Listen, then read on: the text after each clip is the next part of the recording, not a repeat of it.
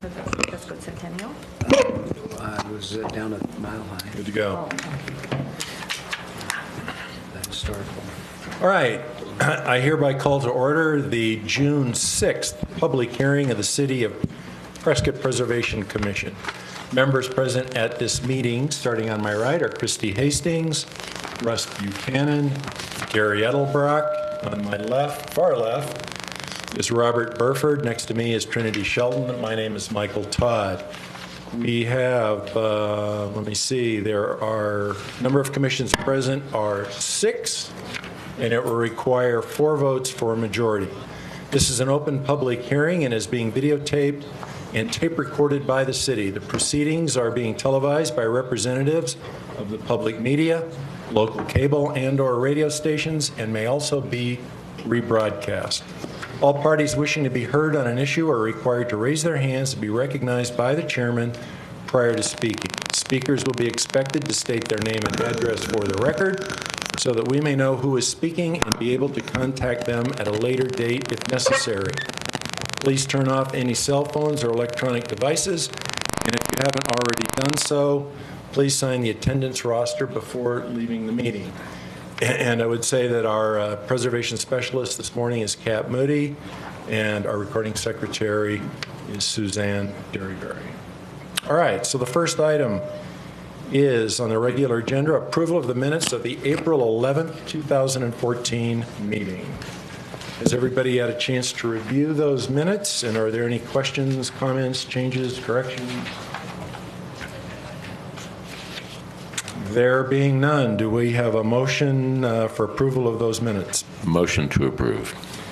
We have a motion to approve the minutes of April 11th, 2014. Do we have a second?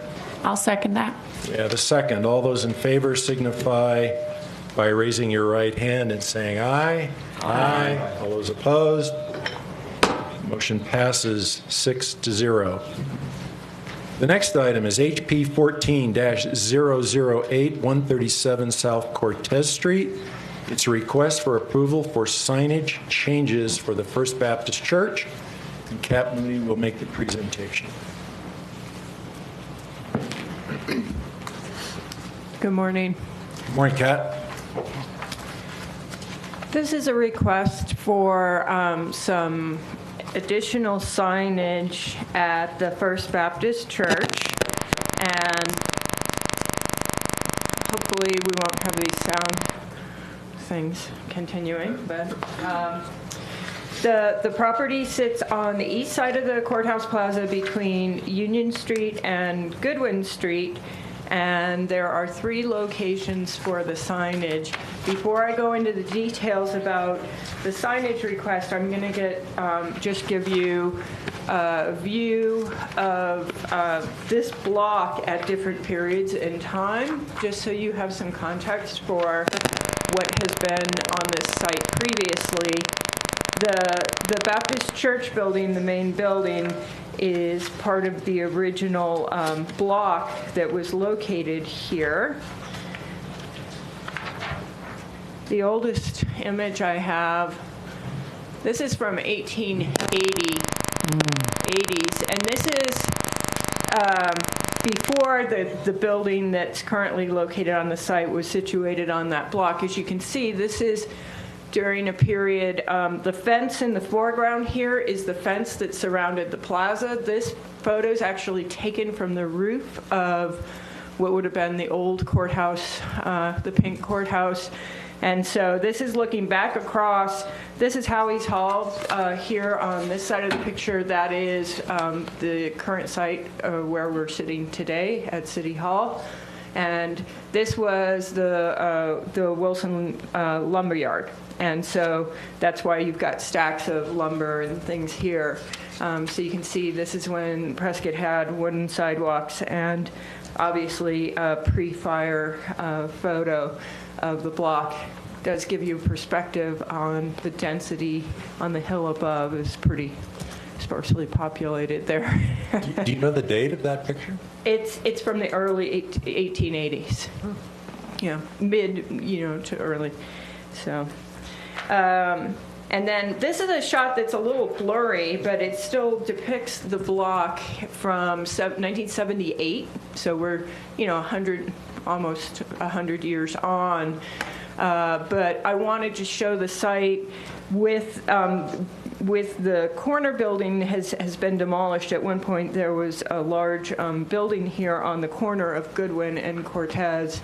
But you can see this is the Baptist Church building right here in the middle of the block. And then we had additional retail, and then this is the Studio Theater. And then the final shot I have is during the demolition of the Studio Theater. And so this is the Studio Theater being demolished. It's just been partially demolished on that upper level there. So this is in 1979 when the demolition of that theater started. You can see the iconic Elks building here. The roof line is easily visible behind.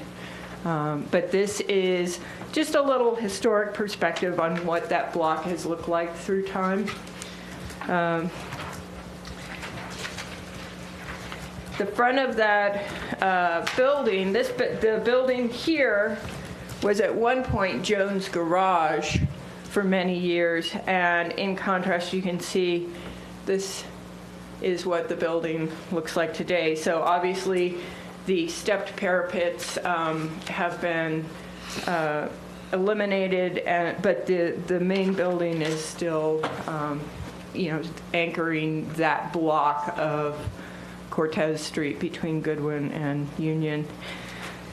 So back to our request for signage, now that we've had a trip down memory lane. Thank you for that. Sure. I feel like it's important to just get a perspective of the evolution of these commercial blocks as they've progressed through time. Being able to see those photographs is very interesting. Yeah. Appreciate that. So the first part of this sign request is for the front of that main church building, which is here. And so there's going to be a change, an alteration, an addition of signage here that's being proposed. And then the other two sign locations are on the short half walls that flank either side of the church campus. So we'll address the middle item first that's on the main building. The proposal here is to eliminate this cross is an existing cross on the, and let me see if I can lighten this. Just a little and get a better. There we go. So the cross is an existing cross. The proposal is to remove the bottom, the cross that currently goes all the way to the top of just above the door. And so the proposal is to eliminate the lower portion of this cross in order to accommodate this additional signage. So the signage is comprised of individual cut-formed plastic letters. The text, First Baptist Church Smith Center, is a brown color. And then the logo, which is to the left there, is spring green color, and it is made up of all the same material.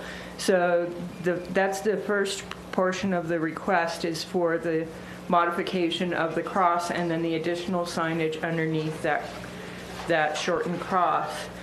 And on the two corners that flank either side of this property, existing signage is in place. The top line here on this short half wall, First Baptist Church, is already in place, and the request is for the addition of the line of the signage here underneath, Home of the Christian Academy, to be placed underneath that existing First Baptist Church signage.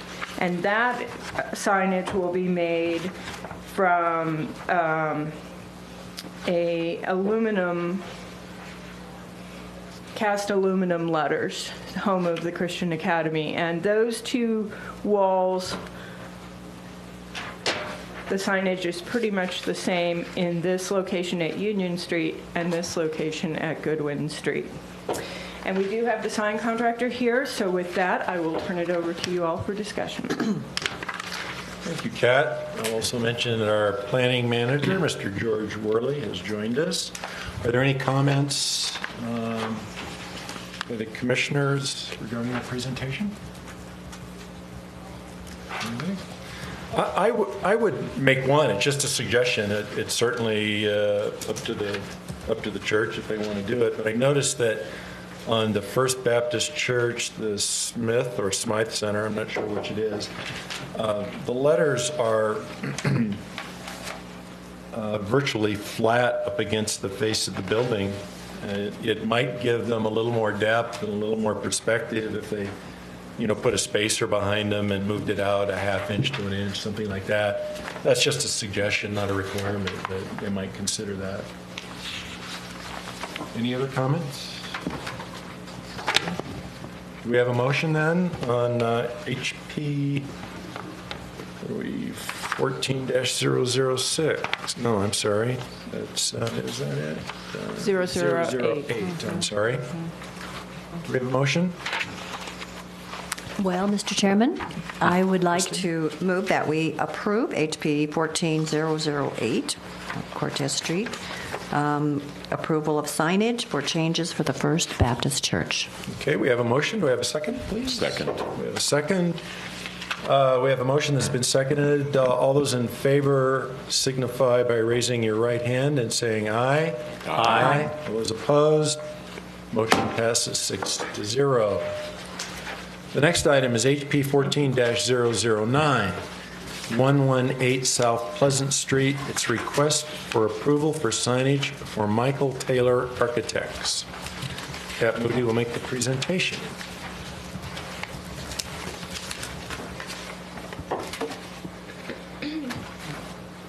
This is a request for signage at 118 South Pleasant, and this is at the Reverend E. Meany House, where Michael Taylor Architects is located.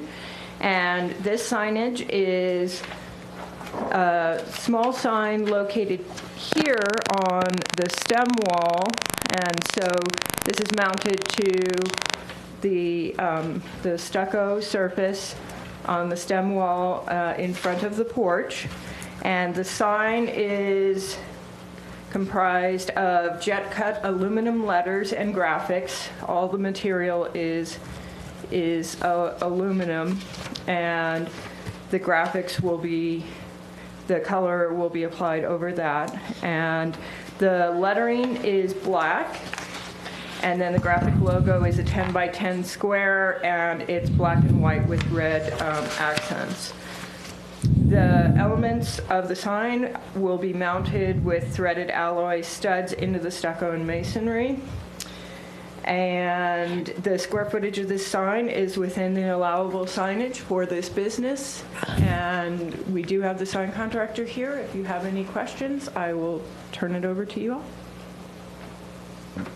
All right. Any comments, questions? No? Well, just for my own information, this really is almost irrelevant. It's just an educational thing. I'm kind of interested in the idea that you mount each individual letter right onto the stucco. Is that the way that works? You don't have a back. You don't mount something Right. with a background on it. I'm Yeah. going to invite Stefan Morgan with Morgan Sign to come up and address that. You want to educate me a little bit about signage? Is this a more? Good morning. Stefan Markov, 704 East Molar. Thank you. I've done this before. Yes, I know. So Go ahead, Christine. yes, I just is this a more time-consuming, and it would seem like it would be a more expensive way to put to sign something. Is Yes, this correct? certainly. Actually, to prepare the letters for installation, we make a mounting pattern to which each letter is defined where the hole is for pre-drilling it into the wall. Yes. And then there's minimum about 2 or 3 threaded studs that are tied to the back of the letter, and then we use adhesive to push it through and make it permanent. Yeah. So that And does it's take. very critical to keep them lined up. Oh, and, yes, yes. I can see that. Well, that's a beautiful sign. Thank you.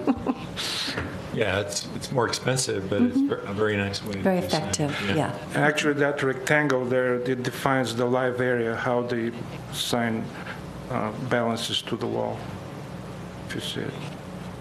The rectangle represents the wall area. Thank you. You're welcome. Tastefully done. It's a good-looking sign. Any other comments or questions? All right. Do we have a motion on HP 14-009, the request for approval for signage for Michael Taylor Architects? Motion to approve HP 14-009. We have a motion to approve. Is there a second? I'll second. Oh, we have 2 seconds. So, all right. We'll say that Russ Buchanan second is the one we're going to accept. He was louder than you were, Robert. All right. So we have a motion to approve and a second. All those in favor signify by raising your right hand and saying aye. Aye. All those opposed? Motion passes 6-0. All right. That was fairly easy this morning. Next, though, we do have an update on current events or other items of note. So Kat Moody's going to make some comments. Yes, I'm going to give you just a wrap-up of the historic home tour. So I know many of you saw these already, but I'm going to go ahead and hand them out. I mean, you don't have to take one if you don't want, but that way you have something to look at while I'm talking about the home tour.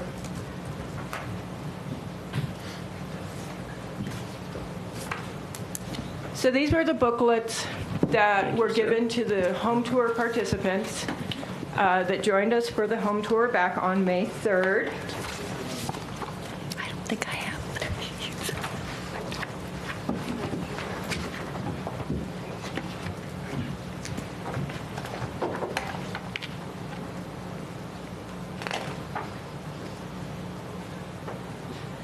And I'll just do this for the viewers at home. So this was the booklet that was handed out to tour participants. And inside, we had a description of the homes, half-page descriptions of the homes that had participated in the tour. These were color-coded depending on where they were located on the map. So we had homes in the 100 block of South Mount Vernon. We had homes in the 200 block of South Mount Vernon. We had homes over on Pleasant Street, and then homes on Union Street. And so this was the area of the home tour. The tour was open from 10 to 4 on a Saturday in the beginning of May. And the committee that put this together, myself, and then a volunteer committee of local business people, and then just citizens who are interested in working on the committee to put this event together, we were all really amazed at the amount of response we got to the home tour. We actually had, we thought we would be lucky if we got maybe 300 or 400 people to come to the tour, and we had about 800 people come through that day. So we were flooded. An hour before the ticket booth even opened, we had a line in the parking lot. So people were there early, and it was really received very well. We talked with quite a few people at the ticket booth. There were people who heard about it in Phoenix and came up specifically for the day or for the weekend just to attend the tour. So it was definitely an event that was locally focused because there were a lot of local residents that attended the tour, but people who enjoy historic home tours actually are willing to travel from other places in the state to be able to come and visit Prescott. So we had an overwhelming response. Considering, this was the first year for the tour, things went fairly smoothly. We did have some long lines at certain periods of time to get into the houses, but participants were overall very patient and had positive things to say about the homes that were open and the way the event was run.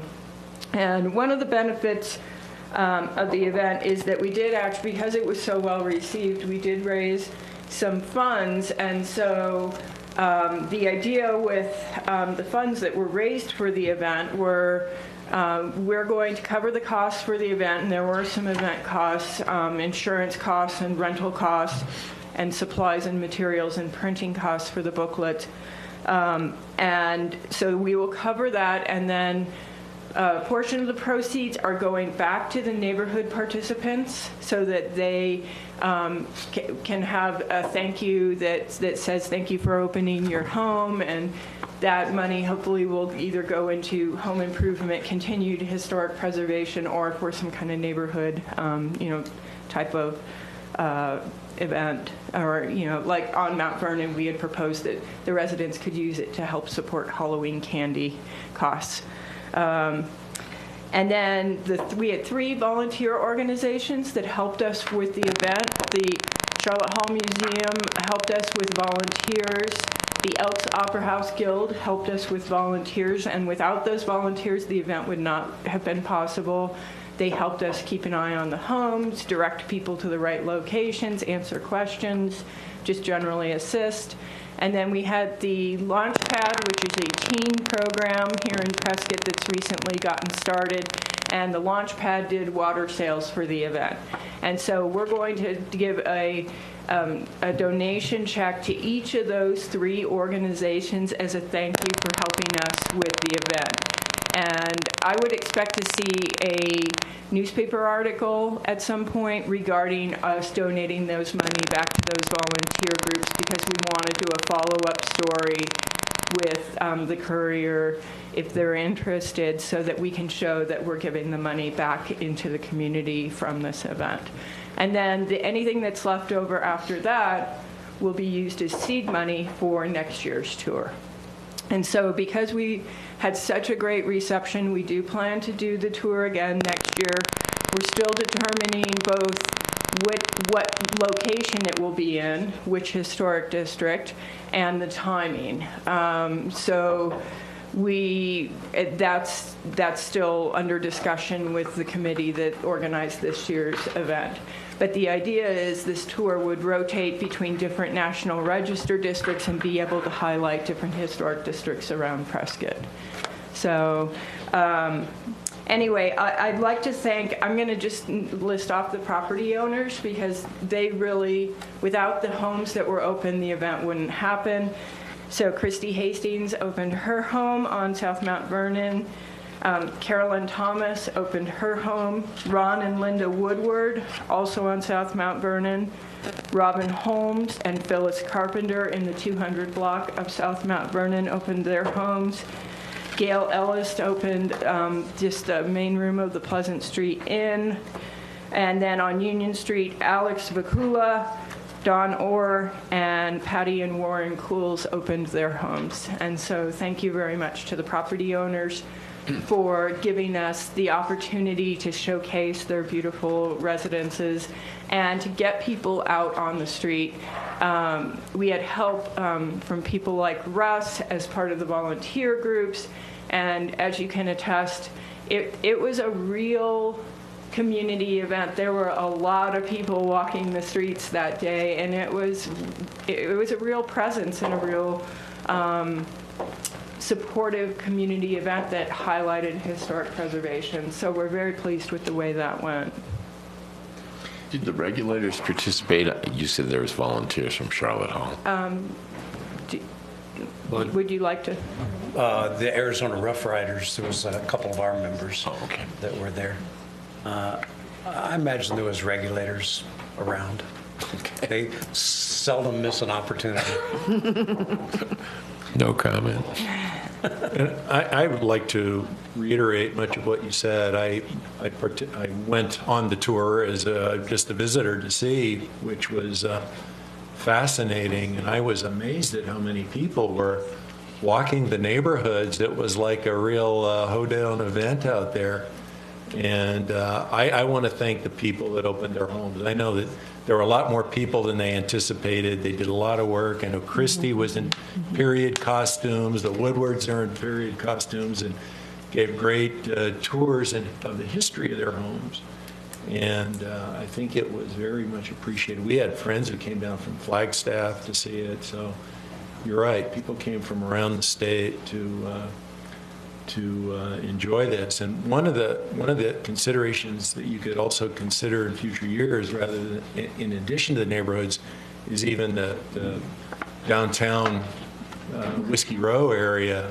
That would be an interesting tour also for people to have a history of a lot of those buildings. And that is something that's certainly under consideration. I think a commercial district historic tour would be a big seller in this Sure would. area. And I think we could put together something really great downtown featuring some of the commercial buildings where we could open up second floors that people don't normally get to see. And so that is something we actually are going to pursue as well. Okay. Well, anyway, once again, thanks for all the people that opened their homes and participated. I mean, it was an effort. It looked like, but boy, what a great success, and shows the interest that people have in historic preservation. So it's great. Do you have any data that tells you the number of people from outside our community? No, we were quite frankly scrambling at the ticket booth to keep up with the line of people. And I mean, a lot of times we had 3 people, selling our, tickets. So we tried to gather from people where, if they were local or not, but it wasn't something where we had somebody able to ask every single person that came up to purchase a ticket. But in the general discussions, I would say it was probably, the majority of people were local. I'd say maybe 75, 80%, but there was probably, a small portion of people who actually came from out of town for the event. I have a little bit of anecdotal, because I was very interested in local interest because of the fact that we have done, historic home tours in the past, but had stopped them for quite a long time, and I think this was kind of a build-up situation. But the majority, I mean, just randomly asking people. I was amazed that so many people were local. Mm-hmm. So, but I'm sure that there were plenty that were from out of town, absolutely. And I also collected calling cards. And I would say, again, when you say about 75% were local and a few from out of town. So. Yeah. Yeah, how was this advertised? I had a few neighbors that I talked to, and they went, "Oh my gosh, we didn't know. We would have wanted to go." So I'm wondering, I wasn't able to tell them where it was advertised. Yeah, a few people actually said, "Well, I barely found out about it in time. My father taught somewhere in the Verde Valley Independent, and I live in town. How did he find out about it? And I didn't know." And at some point we said, well, we obviously did a pretty good job advertising. We had way more people than, I think if we would have had any more people, it would have become a bit of a crisis, as far as we weren't really prepared to deal with even more people than we had show up. But it was advertised we were in Phoenix Home and Garden magazine. We were in another Phoenix publication that features home-related things. We were in the Arizona Republic. We had an actual, travel section spread in the Arizona Republic. We had an article in the Courier. We had spots on radio shows. We had 2 radio interview segments on local radio productions. We were advertised on the city website, the City of Prescott Tourism website, the Prescott Downtown Partnership website, the Chamber of Commerce website as events, and then we used Facebook for social media to get the word out. And there is a Prescott Historic Preservation and a Prescott Historic Home Tour Facebook page. You can like it. And in that way, next, if you are on Facebook, you would get information early about the tour as the planning progresses. I do plan to keep that page updated once we have action and we know where we're going to be next time. So it was a variety of methods of advertising it. We were in the Verde Valley Independent, I believe, and we may have gotten into the Flagstaff paper as well. So we just tried to get it out on sort of a regional level, and then also print, radio, and then social media. So we were trying to hit all of those angles. And you talked about it here, so our vast number of viewers would have seen it. too. Yes, and we did talk about it here. All right. Any other comments about the home tour? Hope everybody got to make it. I have a question about, can you give us just a brief update on the Elks? I know I've seen you out there walking around with a contractor on occasion. Can you just tell us what's going on at the Elks Theater, please? Okay, yes. So they've completed the initial brick restoration, as you can see, and repainting of the theater. I did get to take a tour of the inside of the front portion of the building, which was previously occupied by the law offices, to get an overview of what they're going to be doing inside. So there's 3 levels there inside the old lawyer's office. They're doing interior renovations to those spaces. On the 3rd floor, they've actually uncovered old barrel vaulted ceilings. Drop ceilings had completely obscured these barrel vaults, and they're going to fully restore the barrel vaulted ceilings in the 2 main meeting hall spaces that are on the 3rd floor. Those are, large open rooms that I think the current owner plans to have available as banquet-type rental spaces. And those are beautiful barrel vaulted ceilings. They're great. They should look really good once it's been restored. So right now, a lot of the work has been removing partition walls, opening the space back up to more of an original configuration. The intended use of the space on the 2nd floor is for practice rooms, for music and dance, for performance practice, rehearsals. And so some of the 2nd floor will be divided up slightly differently to accommodate those practice rooms and small performance venue spaces. And then, like I said, the 3rd floor is more of an open gathering area and then banquet room spaces. The 1st floor is retail. And you can see right now, those retail spaces are kind of open to the sidewalk right now, and they just have, say, a plywood wall behind. Those spaces are being returned to a slightly more original door configuration, and we did review this project. It was quite a while ago that it was approved, but you may recall they are the storefronts. They've removed the old aluminum storefront systems, which were not original to the building, and they're putting a wood storefront doors and wood window configuration with transom windows above, and that work is what's taking place right now, and that's what you can see happening. They're preparing those openings for the new wood doors with side lights, and then the storefront system for the windows there, and then the improvements to make those spaces occupiable as retail locations. And so that's what's taking place on the ground floor. And then you can also notice on the 3rd floor, the balcony is being restored, which had been completely closed over. But they've poured the little concrete foundation wall for the balcony balustrade, and they're doing work on the interior of like the recessed component of that balcony right now. And so that balcony will be restored, and it'll look very similar to the second-story balcony. Is there, what is their estimated time of completion at this point? What are they telling you? Well, they're wrapping up they're not completely done, but phase one included the retail components. So they're probably going to be working on that for at least several more months.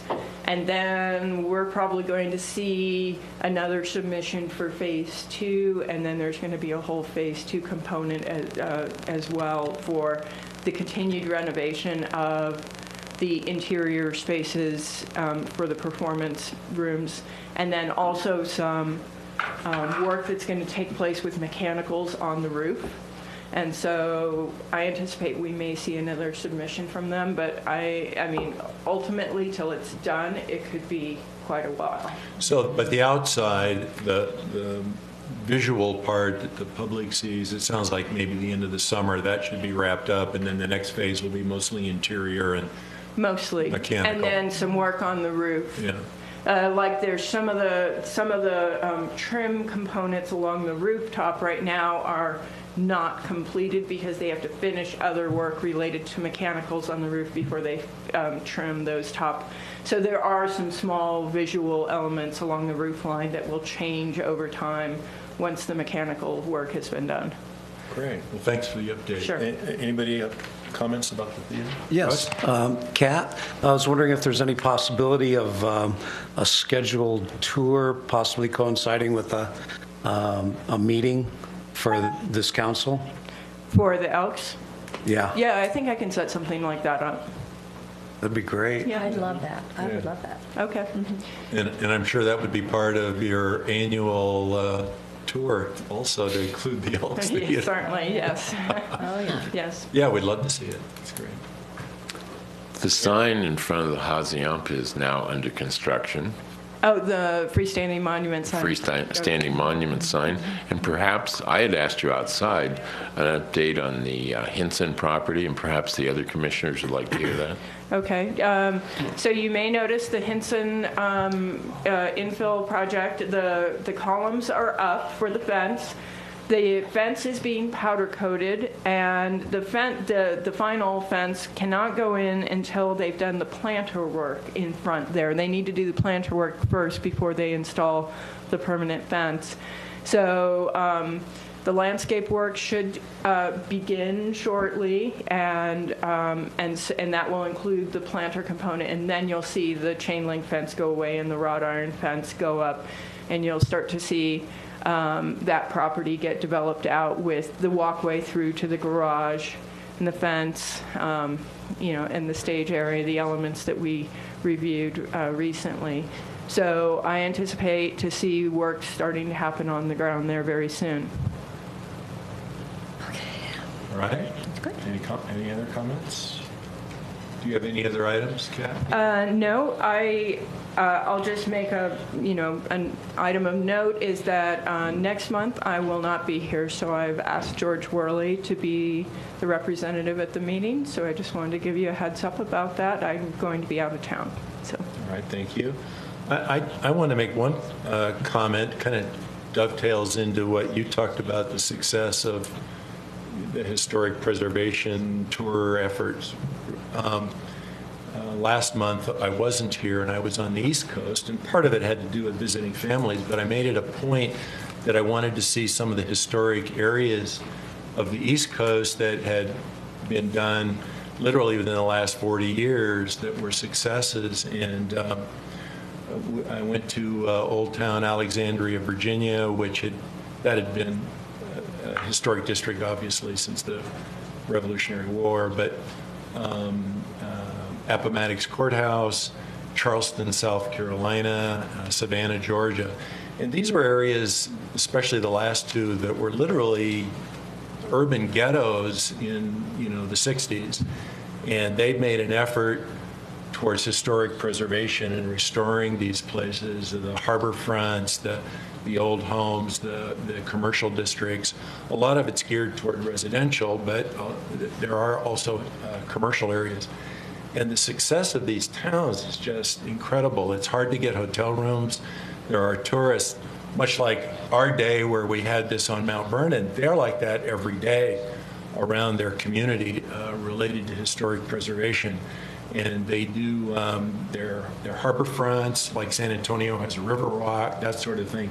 They dovetail that in with their historic areas. And I just wanted to reiterate the value. I mean, I know a lot of times people think historic preservation is interesting and neat, but other than that, they don't give much thought to it.